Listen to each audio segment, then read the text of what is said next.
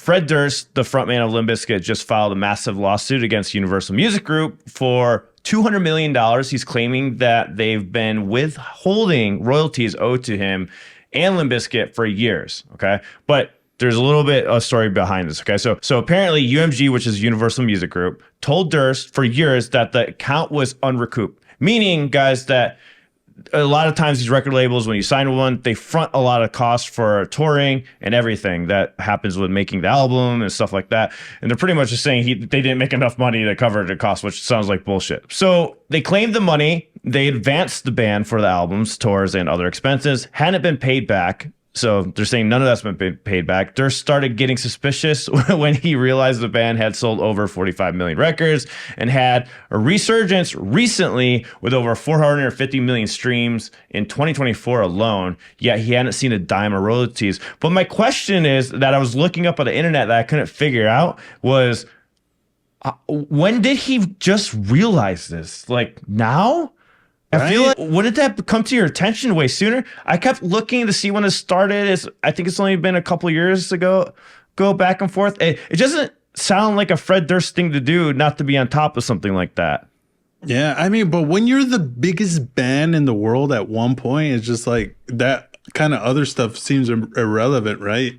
Because you're worried about other things, like getting the tour done, your albums and all that stuff. Yes, money is important, and it's like the main thing musicians of that caliber are worried about sometimes, but obviously got paid something, right? Yeah, absolutely. But it just blows my mind that it took this long. So what's worse is that Durst and his team found out that UMG had accounts with more than $1 million in royalties for Limp Bizkit that the band never knew about, which is a really big thing because we have this thing called inflation, and as inflation goes higher, the dollar is worth less. So the million that was made back then could be worth like 3 million now if they had it in their hands and it was invested or whatever. Yeah. So that's really a big fucking deal because it can retroactively pay them for the million plus whatever interest and all that kind of things would happen with inflation and stuff like that. He believes UMG was purposely hiding the money and manipulating their royalty system. So UMG on the other hand tried to brush it off as a one-off mistake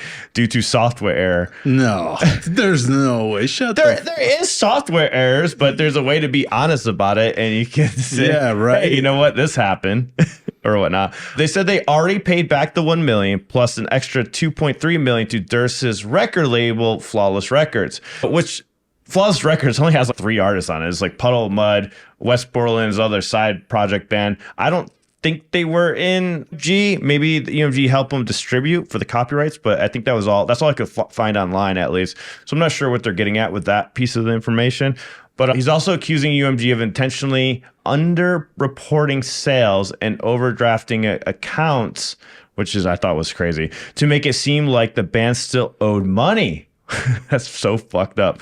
There was one instance where they discovered an account with a 6-figure balance for a music video, dude, in 2022. But suddenly, 2 quarters later, the amount was in the red by nearly $200,000 if the money just disappeared. Yeah. That's so wild. What the fuck? So now Durst wants not only the royalties, but also the rights to all of Limp Bizkit's music, which would solve a lot of the problems because then they would have to track it as a company.